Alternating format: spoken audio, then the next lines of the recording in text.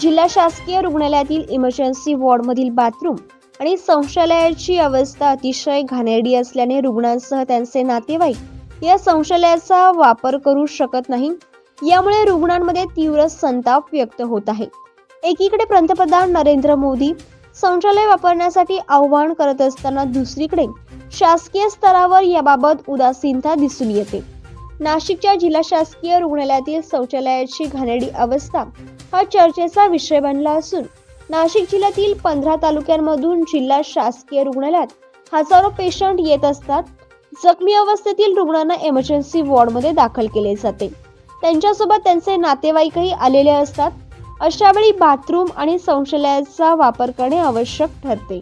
मात्र तेथील शौचालयाची अवस्था बघून रुग्णांसह नातेवाईकही नाके मुरडतात। याबाबत जिल्हा शासकीय रुग्णालय प्रशासनही उदासीन दिसून येते। त्यांच्याकडे स्वच्छतेबाबत तक्रारी केल्या असता कुणीही लक्ष द्यायला तयार नाही। यामुळे रुग्ण आणि नातेवाईकांना त्रास होत आहे। इमर्जन्सी वॉर्डमधील संपूर्ण रुग्णालयातील शौचालय आणि बाथरूम स्वच्छ करावे अशी मागणी करण्यात येत आहे। शौचालयाच्या स्वच्छतेसाठी कंत्राट दिले जाते, हजारो रुपये त्यासाठी खर्च केले जातात। मात्र तरीही शौचालयाची अवस्था घाणेरडी असल्याने रुग्णांमध्ये तीव्र संताप व्यक्त होत आहे।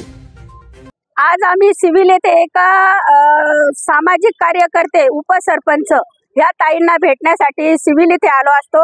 आम्ही तिथे गेलो तर बघितलं तर पूर्ण घाणीचं साम्राज्य होतं का तिथे तुम्ही एक सेकंद सुद्धा उभे राहू शकत नाही। त्या वार्डमध्ये अति दक्षता अशा वार्डमध्ये जर असं पेशंटला म्हणजे अक्षरशः फेकून दिल्यासारखे पेशंट बिनवारस आणि तिथे सर्व घाणीचं साम्राज्य होतं। मग आम्ही तिथल्या जे कर्मचारी आहेत सीओ आहेत त्यांना आम्ही विचारलं का तुम्ही एवढ्या घाणीमध्ये तुम्ही एक सेकंद तिथे उभे राहू शकता का?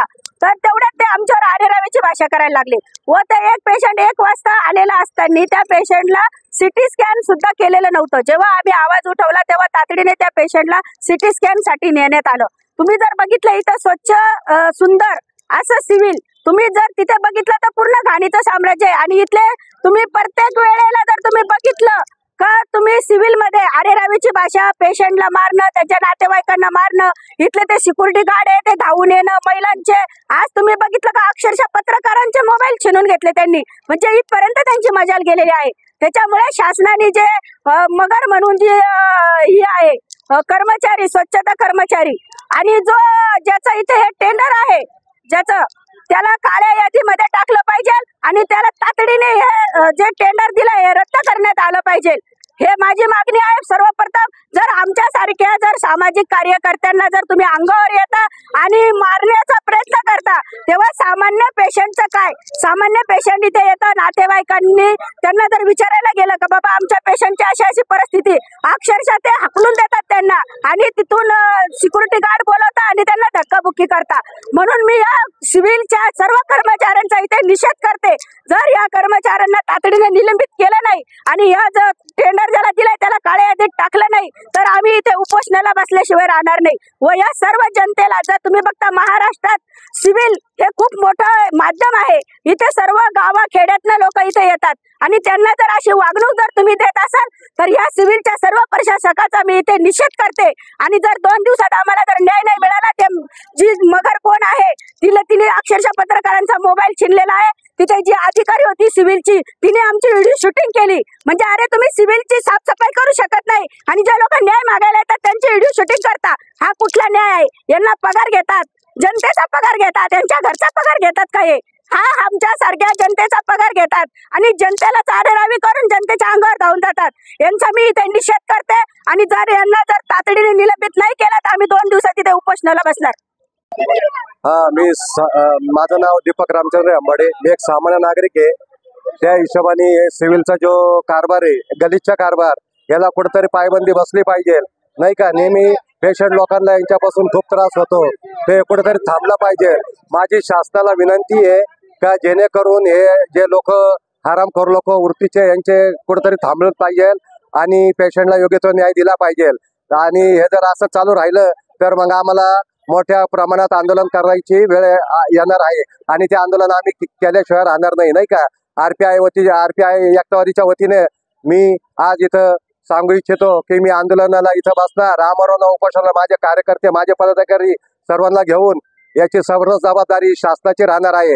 महाराष्ट्र शासन आरोग्य विभागाने या गोष्टीकडे लक्ष देण्याची गरज आहे, दिलं पाहिजे, ही माझी कळकळीची विनंती आहे. 2 नंबरला 3ऱ्या मजल्यावर 2ऱ्या मजल्यावर टॉयलेट 3 टॉयलेटला एकही दरवाजा नाही. लेडीज आपल्या आया बहिणी राहतात तिथं, ते दरवाजा एक मोकळा तोडून ठेवला, तो झाकून सनी आतमध्ये बाथरूम मध्ये जातात संडासला. बाकी दुसरे काही नाही. ती घाण आहे ना, तिथं उलट्या होतात तिथं गेल्यानंतर.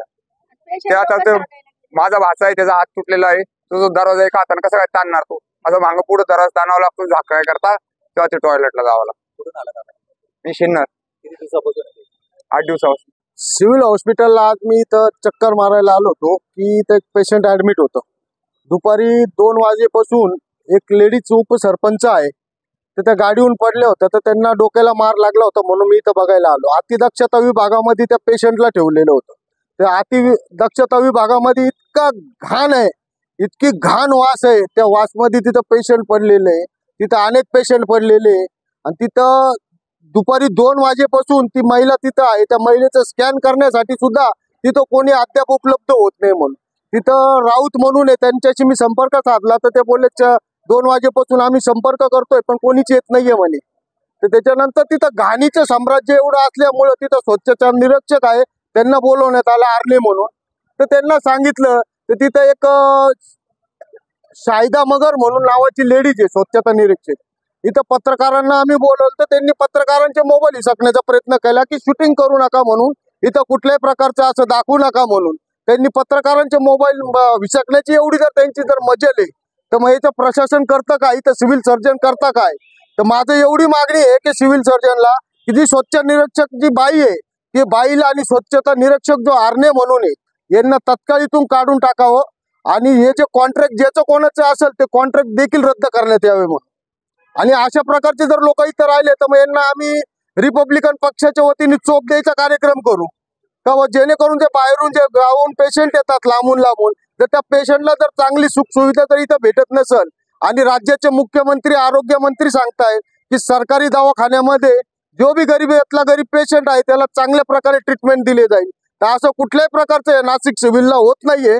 तर ही आमची मागणी आहे का इथं जो बी स्टाफ आहे तो स्टाफ चांगल्या प्रकारे काम करत नाहीये. इथं जे डॉक्टर लोक आहेत ते डॉक्टर लोक देखील हे करत नाहीये. सगळ्यात दुसरी मागणी आमची अशी की जो सिटी स्कॅन करणारा कोण जो डॉक्टर कर्मचारी असेल त्याला तत्काळ निलंबित करण्यात यावं. कारण दुपारी 2 वाजल्यापासून इथं पेशंट आहे, असं एकदम पडलेल्या अवस्थेमध्ये तर त्या पेशंटला तत्काळ सिटी स्कॅन करण्याची गरज आहे. तिथं देखील डॉक्टर जर 2 वाजेपासून आता 5 वाजेपर्यंत नाहीये.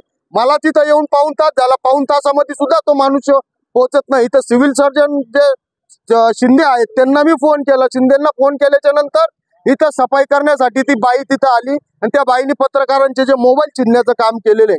सगळ्यात पहिले आमचं हे की तिला पहिले काढून टाका आणि जो स्वच्छता निरीक्षक आहे तो काढून टाका. ज्याचं कॉन्ट्रॅक्ट आहे ती म्हणती कॉन्ट्रॅक्ट मध्ये, तर तो कॉन्ट्रॅक्टच रद्द झाला पाहिजे, ही आमची मागणी. लक्ष न्यूज साठी ब्युरो रिपोर्ट नाशिक.